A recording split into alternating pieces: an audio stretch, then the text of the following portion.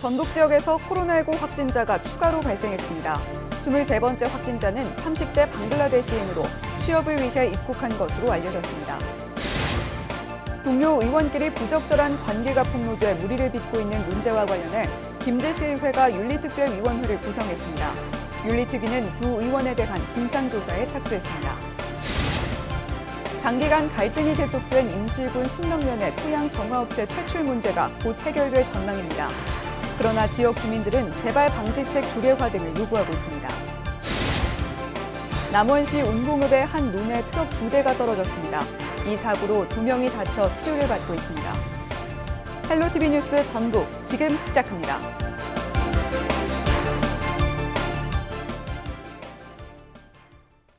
여러분 안녕하십니까? 헬로티비 뉴스 전북입니다. 지난 17일 전주 여고생이 코로나19 확진 판정을 받으면서 전북도 방역 긴장 수위가 높아졌는데요. 불과 이틀 만에 추가로 코로나19 확진자가 나왔습니다. 보도국 연결해 자세한 소식 들어보겠습니다. 네, 이진철 기자, 자세한 내용 전해주시죠. 전북 23번째 코로나19 확진자는 30대 방글라데시인 A씨입니다.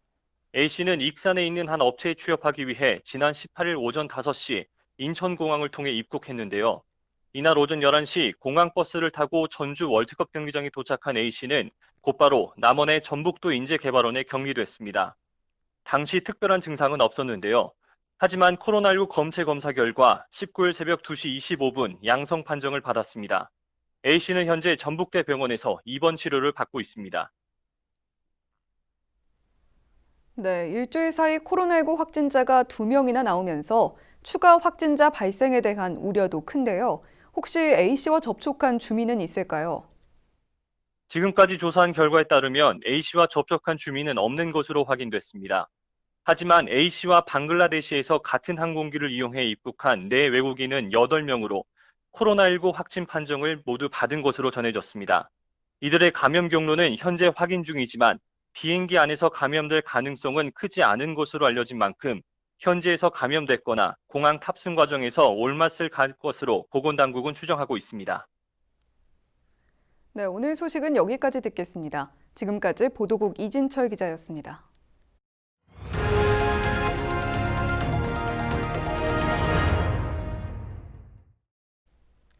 동료 의원끼리 부적절한 관계가 폭로돼 무리를 빚는 김제시의회가 윤리특별위원회 구성안을 의결했습니다. 이날 본회의에서는 김제시장을 상대로 시 행정에 대한 질문이 쏟아지기도 했는데요. 정명기 기자가 다녀왔습니다. 상반기 마지막 회의가 한창인 김제시의회 본회의장입니다.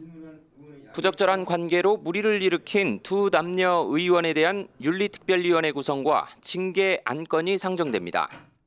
윤리특위원회를 5명의 위원으로 구성하고자 하는데 이해 있습니까? 그럼 이해가 없으므로 윤리특별위원회 구성의 건이 가결됐음을 선포합니다. 김영자 의원 등 5명으로 꾸려진 윤리특위는 두 의원을 대상으로 진상조사에 들어갑니다. 12분의 의원님께서 공동 발의한 의원 징계 요구의 건은 금일 구성된 윤리특별위원회에 심사 회부하도록 하겠습니다. 이날 본회의는 시 행정에 대한 의원들의 질문도 쏟아졌습니다. 시장 인사의 공정성을 높이자며 인사청문회 도입 의사가 있는지 묻는가 하면 시 정책이 물질적 성장에 가려 사회적 약자나 시민의 행복은 등한시하는 것 아니냐는 비판도 나옵니다.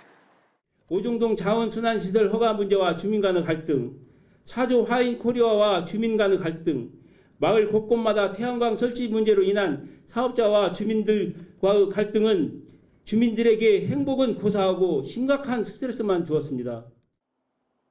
수십 년 동안 천문학적인 예산을 들여놓고도 초라한 방문객 수를 기록 중인 벽골제에 대한 대안도 묻습니다.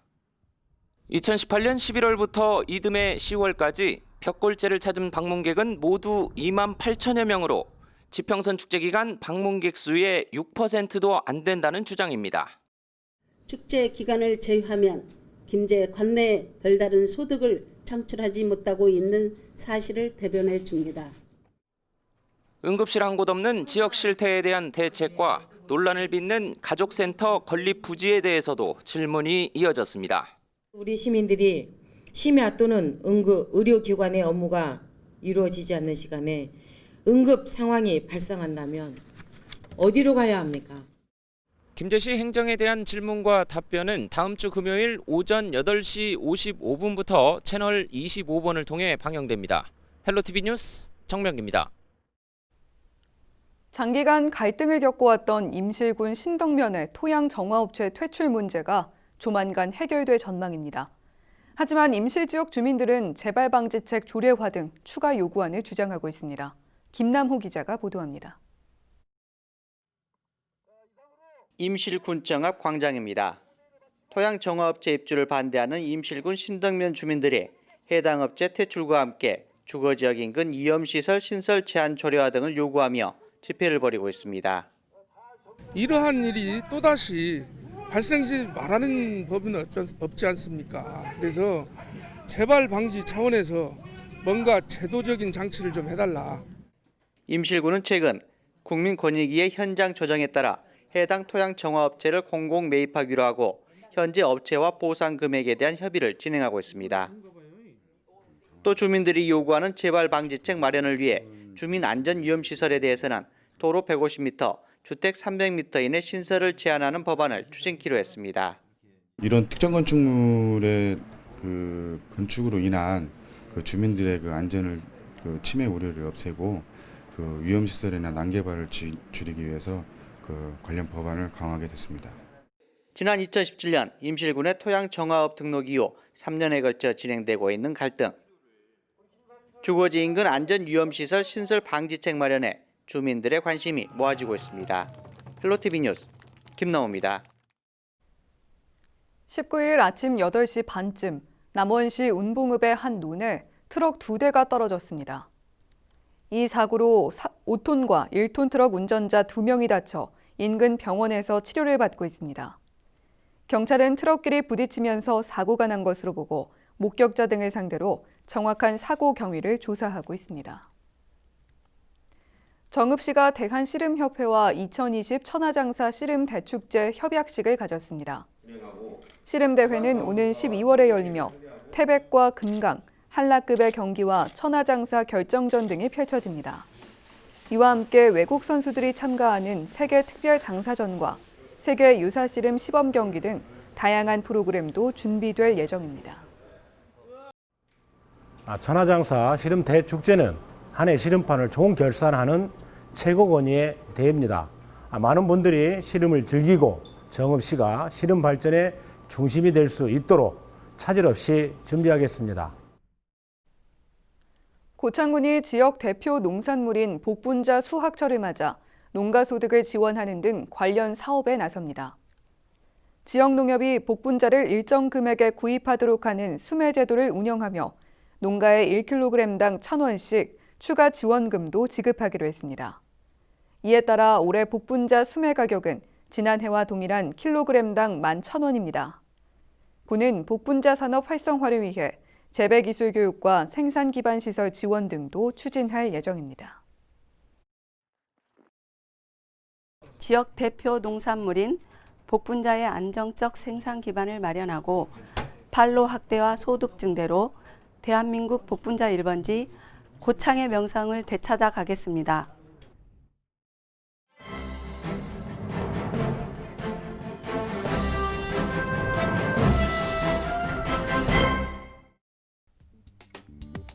신문브리핑 먼저 전북 도민일보 기사입니다. 전북 22번째 코로나19 확진자인 전주여고 학생 A양의 동선이 일부 공개됐지만 감염원은 아직 찾지 못했습니다. 전북도는 18일 A양의 지난 13일부터 17일까지 5일간 동선을 공개했습니다. 특이점으로 보이는 장소에 방문한 이력은 없었지만 주말 동안 사람들이 많이 몰리는 전주 경원동 객사에서 시간을 보낸 것으로 확인됐습니다.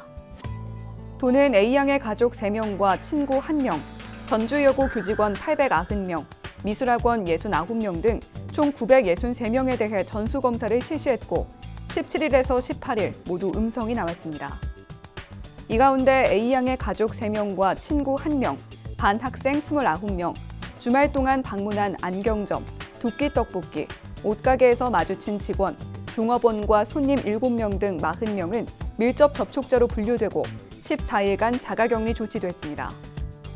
도는 종업원 등 7명은 증상이 나타나면 추후에 검사를 실시한다는 계획입니다. 이 중 손님 2명은 CCTV를 통해 확인했지만 신원 확보가 안 돼 전주시를 통해 자진 신고를 유도하기로 했습니다. 도는 추가 동선 파악과 CCTV 사각지대 방지를 위해 경찰에 A양의 휴대폰 위치 추적을 의뢰했습니다. 만일 유의미한 동선이 확인되면 공개될 계획이지만 그렇지 않을 경우 비공개하는 것으로 도는 판단하고 있습니다. 다음은 전북일보 기사 살펴봅니다. 새만금이 과연 전북 비전이 될 수 있는가? 제3금융 중심지가 전북에 가져올 효과는? 지난 17일 더불어민주당 전북 국회의원들이 마포구에서 회동을 가졌을 때 나온 대화 주제입니다. 이날 의원들은 전북 지역의 주요 현안을 중심에 두고 의견을 교환했습니다. 우선 도내 의원들은 전북에서 오랫동안 현안으로 자리매김해온 새만금 개발에 대해 맹목적으로 계속 매달리기만 하는 게 옳은지에 대한 문제의식을 공감했습니다. 익산 식품 클러스터나 군산의 전기차, 신재생에너지, 정읍의 방사능 연구소 등 다른 지역에 대한 투자와 산업 육성도 활발히 이루어져야 하는데 그동안 새만금에 매달리느라 소홀하지 않았느냐에 대한 반성인 겁니다. 전북의 제3금융 중심지 지정 문제를 두고는 전주권 의원과 비전주권 의원의 인식 차이도 드러났던 것으로 전해졌습니다. 전주권 의원 측에서는 지정에 따른 경제적인 효과가 있다고 주장한 반면 비전주권 의원 측에서는 어떤 효과가 있을지 의문을 제기한 것으로 알려졌습니다. 민주당 전북 의원들 9명이 대응해야 할 의제를 설정해서 공동 전략을 세우자는 의견도 나왔습니다. 가령 제3금융 중심지와 관련한 정무위원회에 속한 전북 의원이 없는 데 따른 대응 전략입니다. 한편 이날 도당위원장 선출 방식에 대한 공감대도 이루어졌습니다. 이 의원은 단일 후보를 만들자는 데 공감을 했다고 밝혔습니다. 지금까지 신문브리핑이었습니다. 부안마실축제제전위원회는 코로나19 확산 방지를 위해 올해 부안마실축제를 취소했다고 밝혔습니다. 이를 대신해 오는 9월부터 2개월 동안 매창공원 일원과 시외버스터미널에서 야간 경관 프로그램만 운영할 예정입니다. 제전위원회 관계자는 올해 준비했던 프로그램과 콘텐츠를 기반으로 내년에는 더욱 성공적인 축제가 되도록 최선을 다하겠다고 말했습니다. 새만금 개발청이 새만금 사업지역의 행정구역 문제를 해결하기 위한 연구 용역을 진행합니다. 지금까지 새만금 행정구역 갈등은 하나의 특별 행정구역으로 지정하는 방안과 방조제 관할권을 기준으로 군산시와 김제시, 부안군 등으로 나누는 방안 등이 부딪혀왔습니다. 연구 용역은 한국지방행정연구원이 맡아 연말까지 마무리할 계획입니다. 날씨와 생활입니다. 토요일 전북 지역 맑다가 오후부터는 구름이 많아지겠습니다. 낮부터 밤 사이에는 내륙 곳곳에 소나기가 예보돼 있는데요. 예상 강수량은 5에서 30mm입니다. 토요일 아침 최저 기온은 17도, 낮 최고 기온은 28도를 보이겠습니다. 자세한 우리 지역 날씨입니다. 아침 최저 기온은 임실 17도, 남원, 순창, 정읍과 고창은 18도, 김제, 부안이 19도를 나타내겠습니다. 한낮 기온은 부안, 고창이 27도, 김제, 남원, 순창, 임실과 정읍은 28도까지 오르겠습니다. 다음으로 생활지수입니다. 토요일 전북 지역 맑다가 차차 구름 많아지겠고 곳곳에 소나기 소식이 있는데요. 토요일 하루 세탁기는 쉬는 게 좋겠고요. 차도 간단히 닦는 정도면 충분하겠습니다.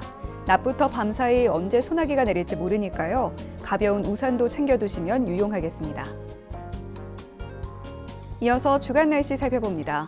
이번 주간 낮 기온은 평년보다 높겠고 일요일부터는 내륙을 중심으로 더 덥겠습니다. 다음 주 수요일부터는 비가 오겠는데요. 정체전선 위치에 따라 비가 오는 지역과 시간이 달라질 수 있으니까요. 기상정보 계속 지켜봐 주시기 바랍니다. 헬로티비 뉴스 전북, 오늘 저희가 준비한 소식은 여기까지입니다. 저희는 언제나 지역 주민 여러분 곁에 있겠습니다. 함께해 주신 여러분 고맙습니다.